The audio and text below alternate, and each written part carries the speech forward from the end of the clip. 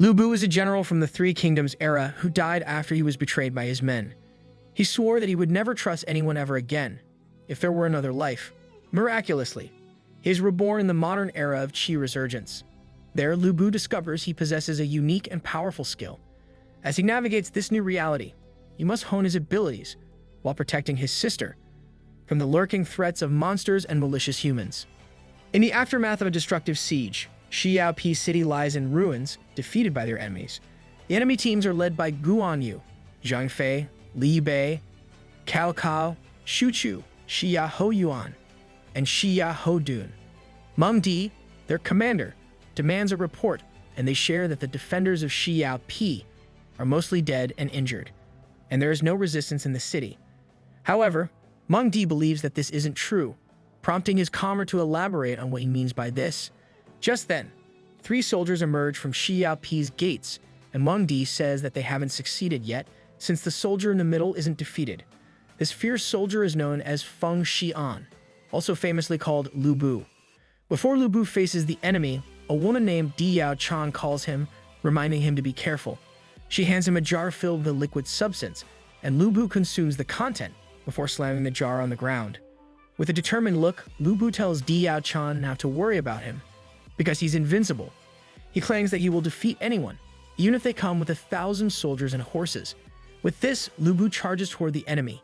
Meanwhile, Meng Di simply waves his hand and commands his soldiers to attack. And so the fierce battle begins between Lu Bu and 100 men.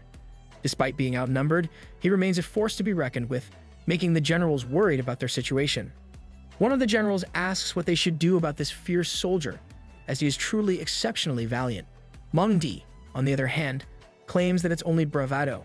Just then, Lu Bu taunts the enemy soldiers, asking who else dares to fight him. Out of nowhere, Lu Bu gets pierced by 2 spears on each side, and he doesn't expect who the attackers are. It's Song Xian and Wei Shu, his comrades. Unable to believe that he was betrayed, Lu Bu asks why they're going against him. However, the men only smirk without remorse, and they claim that it's his fault for being too naive. Seeing that Lu Bu is heavily injured, one of the generals urges his men to finish him off. The soldiers immediately surround him, eager to claim his head for a reward. Despite being heavily injured, Lu Bu continues to fight back. The generals advise him to surrender, since there is no escape. However, Lu Bu remains persistent, claiming that he won't give up that easily. Just then, Lu Bu comes to a halt when he realizes that Di Yao Chan is in the enemy's grasp. A man named Xuan Di tells Meng Di that using a woman as a hostage seems a little overboard. However, Meng Di argues that they need to use everything that is available if they want to capture the tiger. The general holding Di Yao Chan urges Lu Bu to put down his weapon, leaving him with no choice but to comply. The second that Lu Bu's weapon hits the ground, the soldiers immediately surround him. As expected, he meets his horrible doom, pierced by multiple spears. Di Yao Chan immediately runs to him, pleading with him to stay alive. However, Lu Bu knows that his end is near, so he tells her that if there's another life, he will never associate himself with traitors. Just then, a young man wakes up from his sleep, wondering why he was dreaming about that scene again. He goes on with his morning routine, and he starts by brushing his teeth. Ironically enough, he still goes by the name Lu Bu, and he remembers his past from the Three Kingdoms era. Since his death in battle at the White Gate Tower, he has transmigrated to a new era. In this era, there are no raging wars or swords, and everyone lives a stable and peaceful life. However, despite living a relaxed life, Lu Bu wonders when his boring life will end. Just then, a woman grabs him by the ear and tauntingly asks him why he's saying such demoralizing words. She claims that he's still a young man, so he shouldn't sigh so much. Lu Bu itches to get away, so he yells at her that he knows what she's saying. This annoying troll is Lu Xiao Chan, his younger sister. Annoyed, Xiao Chan asks where her breakfast is, so Lu Bu tells her that it's right by the table. Xiao Chan and Lu Bu were originally orphans who grew up together, and they were not related by blood. On the bright side, doing it wouldn't be illegal. With an irritated expression, Xiao Chan comments that Lu Bu's cooking is burnt. As Lu Bu observes Xiao Chan, he notices that she looks exactly like Di Yao Chan. Only this one is a raging brat. Shortly after, Lu Bu excuses himself to go to school. He tells Xiao Chan to behave herself while he's away, but she argues that she should not tell her that because she's no longer a kid. Just before Lu Bu leaves, Xiao Chan slams an umbrella on him, telling him that it'll rain according to the forecast. Surprised, Lu Bu messes her hair and teases her about caring for him.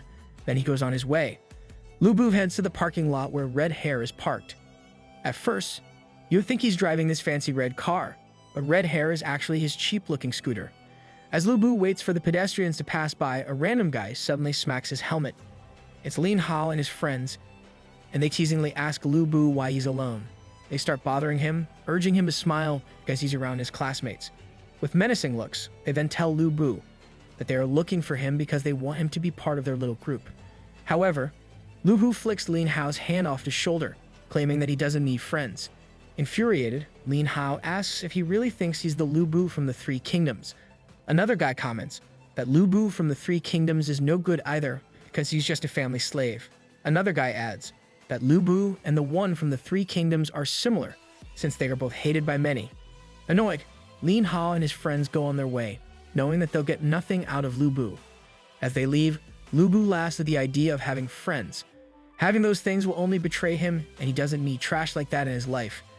Just when Lu Bu passes by an appliance store, he catches a glimpse of his life story flashing on one of the T-verses. He knows what other people think about his past life because he remembers it, and it slightly pains him that they see him only as a family slave and a rebel. If it weren't for Xiao Chan, he wouldn't have any interest in this world at all.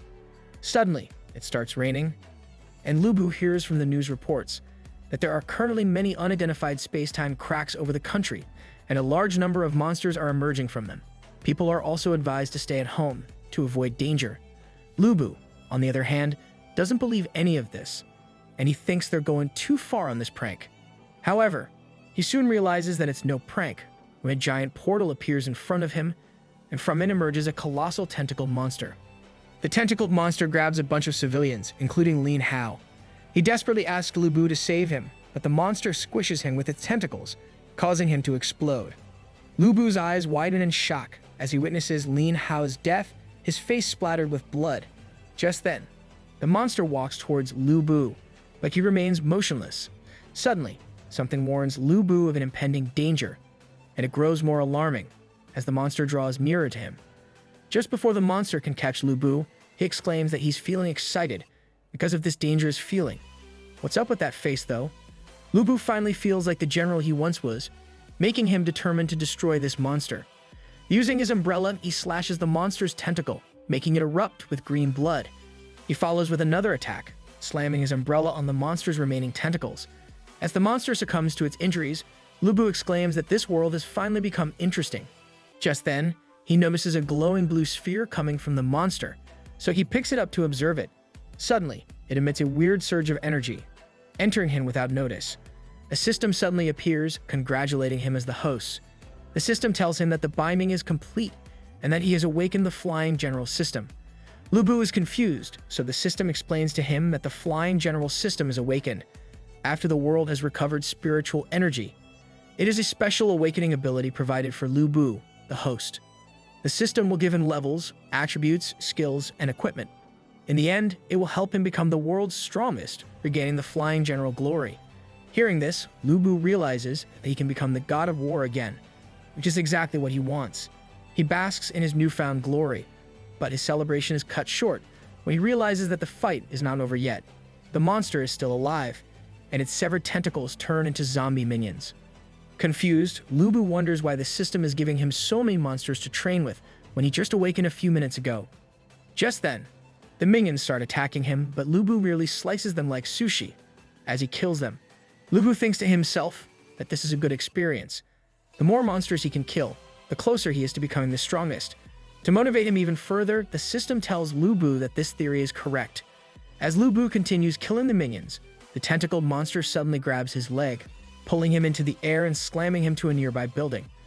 Lu Bu survives, but he can't help but think about his heavenly halberd, which would have helped him obliterate these monsters in a snap. Took his luck. The system asks him if he wants to use fusion, and Lu Bu immediately affirms. The casting starts, and the system fuses Lu Bu's old umbrella and the monster's short limb, creating a hybrid weapon that slashes the minions into smithereens. After a while, he successfully rids the place of the zombie minions. He then looks at his new rare grade violent spirit crescent halberd and says that he expected it would be the best weapon for him. That umbrella really came a long way. Just then, Lu Bu stares into the portal, puzzled as to why monsters are emerging from them. Suddenly, just when Lu Bu thought the worst was over, the monster revives again. It almost catches Lu Bu, but a laser beam suddenly cuts the monster's tentacle before it reaches him. Just then, a blonde mommy milker appears, saying that these monsters are special mutants, and they are powered by crystals. To kill them, their crystal bodies must be destroyed. The mysterious woman finishes off the monster, leaving Lu Bu stunned. He asks who she is, but she evades the question and tells him to take a good look at his own current situation. Just then, the monster revives again, now furious more than ever. God, does this thing ever die? Lu Bu grits his teeth and thinks that he needs to fight again after being killed, as it is the only way to rise up. This is simply like the sorcery of the Yellow Turban Army. However, Lu Bu is now aware of the monster's weakness, so there is nothing to be afraid of. With a menacing smile, he cuts through the monster's tentacles, making the woman eager to know the lengths of his powers. He manages to land some attacks and dodge the monster's tentacles, but it seems to be an endless loop. Just then, the system asks if he wants to use the violent spirit skill attached to the heavenly halberd, and he immediately affirms. Suddenly, Lu Bu activates the violent spirit possession, engulfing him in red flames. He easily evades the monster's attacks and suddenly arrives before its head, severing it and saying that the game is over. A bright explosion occurs, finally putting an end to this monster's life. The system then informs Lu Bu that he earned 10,000 experience points and has upgraded to level 2. Meanwhile, the woman approaches Lu Bu, commending him for his skills. She introduces herself as Chun Gong, and she is from the National Bureau of Esper Affairs. Just then, Chun Gong's team reports to her that they have sealed Abyss number 19, to which she commends them. Just then, one of the team members reports that they did not find any traces of the Abyss boss monster. However, Chun Gong tells them that they don't have to worry about it, because Lu Bu took care of it. Confused by everything that's going on, Lu Bu asks what the National Bureau of Esper Affairs is for, what the Abyss monsters are, and what being awakened means. He has never heard of such organizations in China. Chun Gong then explains to him that the organization was established to deal with special occasions. She then asks if Lu Bu wants to join them. The rest of the team is shocked that their captain is easily offering this invitation to a stranger. They claim that they don't even know the lengths of his powers, and it's likely that his success over the monster boss is just a coincidence. However, Chun Gong clarifies that Lu Bu just defeated an elite-level abyssal monster in a non-awakened state. He didn't even rely on external forces, and he awakened his own abilities by himself. The team is shocked to know that Lu Bu awakened on his own, making them wonder what kind of luck he has. Hearing these people, Lu Bu wonders if a flying general system is the so-called ability that they are talking about. Just then, Chun Gong tells Lu Bu that he's lucky to have awakened an ability. However, she doesn't know the level or capabilities of his ability, which makes her ask if she can test it. Lu Bu shakes her hand in agreement, and she thanks him for it. Just then, Chun Gong brings out a small sphere, and she informs Lu Bu that she's about to start. To everyone's surprise, they discover that Lu Bu has the fusion ability. Seeing their reaction, Lu Bu curiously asks if this is a strong ability, but Chun Gong hesitates to answer. Just then, one of the team members intervenes, saying that it's just a rubbish auxiliary ability, barely reaching sea level. They add that he basically has a fusion ability without any combat power. One team member laughs, telling the others not to make fun of Lu Bu, because they might need him in the future to make their weapons. Just then, Chun Gong furiously tells everyone to shut up. Meanwhile, Lu Bu is confused, knowing that his ability is the flying general system. He then remembers that the system provides exclusive skills for the host, and outsiders can't detect the full extent of the host's abilities. This probably explains why they only saw the system's ability to craft equipment. Suddenly, Chun Gong approaches Lu Bu, hesitantly asking him to join her team, despite being only a sea-level fusion. She believes that there's potential in him, so she wants to give him a chance. Lu Bu wonders if she's deliberately mocking him, but he shrugs it off, because he's not even interested in joining. The rest of the team is furious, reminding Lu Bu that their captain is a big shot, and this opportunity is rare. However, Lu Bu only walks past them, determined not to look back. As he walks away, Chun Gong asks if he doesn't want to receive protection in this chaotic world. She just can't seem to grasp why he turned down his offer.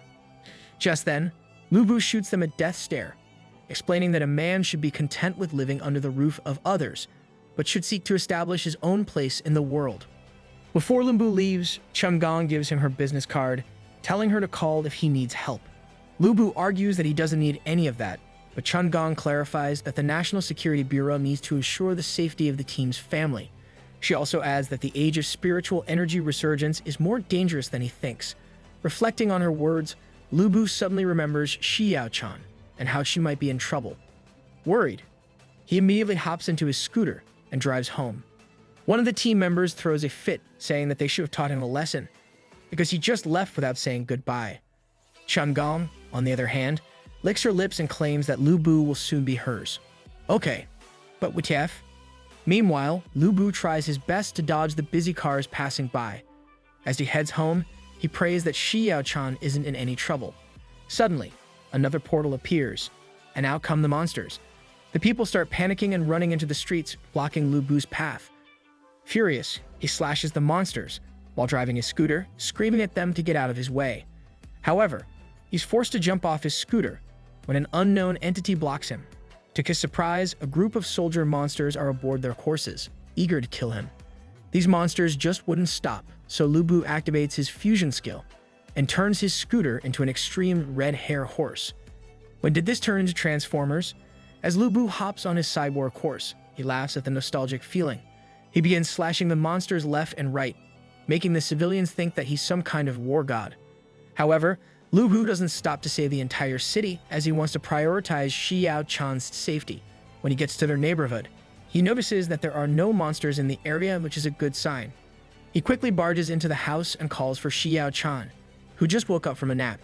She's a bit puzzled that he's not in school, but Lumbu doesn't care to explain anything because he's too overwhelmed by the thought that she's alright. As he hugs her, Xiao-chan wonders if he forgot to take his medicine. However, she suddenly gets shocked when she sees Lumbu's shirt, which is drenched in blood. She anxiously asks what happened, and Lumbu, with urgency in his voice, explains that monsters are appearing all over the city, making it no longer safe. He grabs Xiao-chan's hand, desperately urging her to leave with him. But Xiao-chan stands frozen in shock, unable to process the reality of monsters. Suddenly, without warning, a sharp pain pierces Lumbu's gut. He gasps, turning around to see Xiao-chan's eyes glowing red, and his snake-like tongue hissing at him. "Do you mean monsters like me?" she asks, revealing her terrifying transformation. To his horror, his sister has become one of the very creatures he was trying to save her from. Bet you didn't see that one coming. As Lumbu reels from his injuries, he demands to know the monster's true identity. The creature merely licks the blood from its hand, then mockingly grabs its left melon, claiming to be Xiao-chan. Brah, was that necessary? Lumbu doesn't buy the monster's stunt, but instead focuses on sealing his wound with metal. The monster asks if it hurts, but Lumbu only retaliates with his weapon, telling the monster to stop using Xiao-chan's face. The monster narrowly dodges the attack, and it tells Lumbu not to hit people like that. Lumbu throws a series of attacks, demanding to know where Xiao-chan is. While countering and avoiding blows, a monster reveals that Xiao-chan and everyone in the building are in its stomach. To infuriate Lumbu further, the monster points to its tongue and claims that he ate his sister. Enraged, Lumbu rides red hair and attacks the monster, slicing it in half. However, this doesn't kill the monster, and it only teases him for hurting his sister. Suddenly, the monster's gut spills out, revealing the people stuck inside. Lumbu slices through its gut, wanting to rescue Xiao-chan. However, the monster suddenly regenerates, still using Xiao-chan's face. It claims that Lumbu is truly strong, which only makes him even more scrumptious to eat. Suddenly, Lumbu remembers Chumgong's advice, which is to aim for the crystal nucleus in the monster's body. He knows that he's dealing with a monster equipped with a regeneration skill, so he has to hit its weak spot with a blow from the violent spirit possession. However, the system suddenly informs him that he can't perform his plan because he has insufficient MP from his recent injury. Out of nowhere, the monster appears close to Lumbu's face, asking him why he's so distracted, when they're currently in the middle of a conversation. It then reaches out to him using its gut, boasting that the feeling of satisfaction is truly great. However, the monster suddenly notices that Lumbu has disappeared, and to its surprise, he has already found the crystal nucleus. The monster pleads for him to stop, but Lumbu doesn't spare it another second. He crushes the crystal nucleus in his hand, making the monster explode. The victims are finally released, and most of them don't have any recollections about how they got there. Meanwhile, Lu Bu finds Shi Yaochan lying unconscious. He immediately tries to wake her up, and as soon as her eyes open, she quickly dives in for a hug. She cries and says she thought he'd never see her again. As Lu Bu comforts her, the system suddenly informs him that he has upgraded to level 3 and asks if he wants to use his new attributes. However, he knows that now is not the time to study attribute points, as they must first find a safe place to evacuate. Shortly after, the government announces that the spiritual energy has resurrected and otherworldly monsters are running rampant in the city. However, Dong's group is concerned about the safety of the citizens, so they have created safety camps in various cities. Hearing about the existence of such camps, Shi Yaochan tells his brother that they should head there. Lu Bu agrees, but he can't help but feel suspicious about Dong's group. People immediately start lining up in front of the Dong Corporation building, desperate to escape the perils of the city. Inside, Dong Zhu, the chairman of Dong Corporation, reclines with a glass of champagne, surrounded by women. A mischievous smile plays on his lips as he revels in the success of his plans. Abruptly, he orders one of his men to keep an eye on the refugees to prevent any trouble. As the man departs, Dong Zhu places his hands on the women, his eyes glowing purple. He declares that the spiritual energy recovery is an opportune moment to amass a fortune. In an instant, he drains the life force from the two women, killing them instantly. Meanwhile, Lu Bu feels like something is wrong with this safety camp. Shi Yaochan notices that he's a bit distracted, so Lu Bu reveals that he has a bad feeling about something. Just then, Shi Yaochan points out that they're being too high profile because they're riding red hair for everyone to see. This leads her to ask about his increased strength and how he acquired such a cool horse. Lu Bu then reveals that after the spiritual energy was recovered, abilities have been awakened. She might even become strong like him, although Shi Yaochan still prefers her brother to protect her. Despite revealing some of the truth to Shi Yaochan, Lu Bu doesn't reveal that he actually awakened the system. Just then, the system asks Lu Bu if he wants to use the 3 attribute points that he received. He can choose from strength, agility, and intelligence, but he chooses to put all of his attribute points to the first option. Just then, he feels his strength increasing, making him feel amazing. For now, the fusion skill is the only thing available to him, so he has to be at a higher level to unlock the others. Finally, it's their turn to enter the safety camp. However, Lu Bu can't shake the thought that this place might not be as safe as they thought it would be. He can only hope that it's not too crowded like stores in Datong. When they're finally about to enter, the security guard tells them to get off the horse and go inside. Upon entering, the two are shocked to see a golden statue of Dong Zhu, towering over them like a giant. Seeing this ridiculous statue of Dong Zhu, Lu Bu realizes that superior figures really have stayed the same even after 2,000 years. Just then, Li Ru, the business manager of the Dong Cooperation, approaches them and says she'll take them to the shelter. As they follow Li Ru, she explains that the Dong shelters are all apartment-style designed, ensuring that every user has the most comfortable and private space. There is also a public gym and swimming pool to allow refugees to exercise in their spare time. Moreover, the Dong Corporation also has a 24-hour entertainment business center.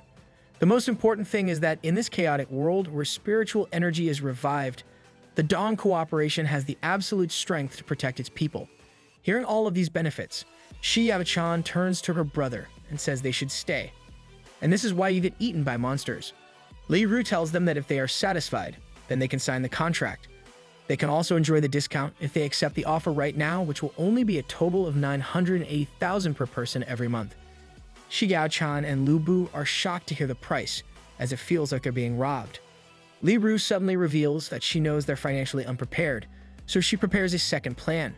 She explains that Chairman Dong loves pretty women, so if Shi Yaochan is interested in joining their company, she will consider giving her an apartment. However, Lu Bu suddenly smacks Li Ru's hand away from Shi Yaochan, stressing that they no longer wish to stay. Li Ru rubs her hand in annoyance, asking if he really thinks that Dong Cooperation would just let poor people like them come however they please. Just then, Li Ru commands a bunch of men to get rid of Lu Bu and keep Shi Yaochan. She smiles menacingly, knowing that her men are espers, who awakened before spiritual energy was revived. One of the men tells Lu Bu to accept his fate, but this only aggravates him. He suddenly smashes one of the men's faces, slamming him towards the 2 other men. With all his strength, he crushes them onto the floor, claiming that he doesn't believe in fate. Li Ru is shocked, that he easily defeated the espers, as she was so sure that he was merely a low life. Just then, Lu Bu summons the violent spirit Crescent Halberd, and he shares that he hates people who talk with condescending expressions. He suddenly towers over the woman, reminding her that low-status people aren't lowly. He prepares to slash this woman in half, but someone clashes with his weapon. Just then, a buff-looking man with a flaming weapon tells Lu Bu that the Dong cooperation prohibits troublemakers. A fight ensues between Lu Bu and the man. However, every time the man lands an attack, Lu Bu realizes that he won't be easy to beat. He suddenly asks who the man is, and he replies that his name is Zhang Liyao, the director of the private arm department at Dong Group. He has a level ability called the Blaze of Fire. Lu Bu says he has a good name, but it's a pity that he became a lackey for those scumbags. Infuriated, Zhang Liyao launches an attack, screaming that he shouldn't insult Mr. Dong. Lu Bu manages to protect himself, but he is blown away by the impact. Zhang Liyao is undeniably strong, but Lu Bu can't surrender. As they continue fighting, Zhang Liyao thinks to himself that Lu Bu is quite impressive, because he's able to hold up against his A-level combat ability, despite him having a mere auxiliary ability. However, he already wants to end the fight. Just then, Zhang Liyao lands a power kick, but Lu Bu accepts the blow with his arms. He coughs out blood, and his sealed injury gets undone. Noticing his heavy bleeding, Zhang Liyao wonders why Lu Bu still started trouble, despite his situation. This makes him wonder if he's brave or just plain stupid. However, Lu Bu pulls out his psycho look and says he can still beat up his arrogance despite being injured. Suddenly, Li Ru laughs from behind him, telling him to take a look behind him before he acts so arrogantly. To Lu Bu's surprise, Li Ru has captured Xiao Chan, and she's holding her hostage with a knife. Lu Bu screams at the woman to let his sister go. Out of nowhere, Zhang Liyao walks towards Li Ru and slaps her across the face, allowing Xiao Chan to run into her brother's arms. Li Ru massages her cheek and screams at Zhang Liyao, asking him why he didn't take the opportunity to kill Xiao Chan. With a stern look, Zhang Liyao reminds Li Ru that they're businessmen, not bandits. Furious, Li Ru walks out and says that Mr. Dong will definitely hear about the incident. Just then, Zhang Liyao tells Lu Bu that his talent for combat is impressive. However, in this age of spiritual energy resurgence, strength ultimately depends on the power of one's own abilities. As he walks away, he reminds the young man to not overestimate himself in the future. If he causes any trouble again, no one can guarantee his safety. Suddenly, Lu Bu says that he will surely remember Zhang Liyao in the future, hoping to repay his kindness. Shortly after, the siblings leave the building. On their way out, Lu Bu flinches from the pain of his injury, making Xiao Chan worry. She asks why he didn't tell her about his injury, but it would be a bit awkward to include the part where the monster looked like her. Because of that, Lu Bu shrugs off the matter and says it's just a mere penetration wound that wouldn't kill him. Xiao Chan insists that they go to the hospital, but Lu Bu tells her that the place is probably overcrowded. Even if they could go, they wouldn't be able to receive treatment anyway. Xiao Chan realizes that he's right, but she can't just let him die from his injuries. Suddenly, Lu Bu remembers that he can ask for help from someone. He then hands a card to Xiao Chan, telling her to dial the number printed on it. He claims that his life and death are up to Chun Gong, and then he collapses. In Xia Peace City, Lu Bu looks over the enemy soldiers outside and remarks that the city is now surrounded. He looks at Wan Yuan, his most trusted soldier, and asks if they're going to die. Wan Yuan says it's possible, and his honesty makes Lu Bu chuckle. However, he wonders if they can still break through the encirclement, considering their martial prowess. Wan Yuan claims that he might be able to break through it, but within Xia Peace City, there are people he needs to protect with his life. He can't leave them behind and escape by himself. Lu Bu agrees with him, as he also has someone to protect as well, which is Diao Chan. Just then, an enemy soldier fires a flaming arrow into the sky, aiming for Diao Chan. Lu Bu suddenly springs from his sleep, calling for Xiao Chan. He's in a girl's room, and he has no recollection of how he got there. Just then, he notices that his sister is not around, so he quickly grabs his weapon and looks for her. To his surprise, Chun Gong suddenly appears, clad in a nightgown that makes her melon ooze out. She says that he always calls for his sister, even when he's asleep. Upon laying her eyes on Chun Gong, Lu Bu's eyes widen in shock. Me too, buddy, me too.